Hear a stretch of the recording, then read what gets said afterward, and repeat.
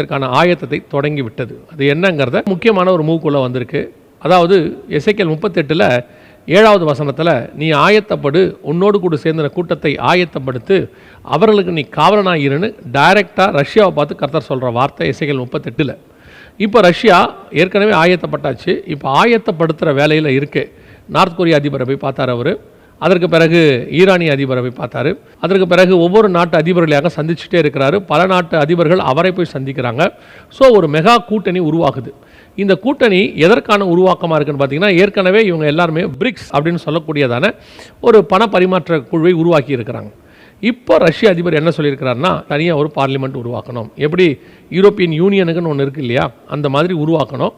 அதாவது இவங்க என்ன சொல்ல வராங்கன்னா, அடுத்த உலகத்தை, 3ஆம் உலக யுத்தத்துக்கு பிறகு முழு உலகத்தை யூஎன் கண்ட்ரோல் பண்ணுற மாதிரி பிரிக்ஸ் பார்லிமெண்ட் கண்ட்ரோல் பண்ணணுங்கிறது தான் அவருடைய கனவு. இது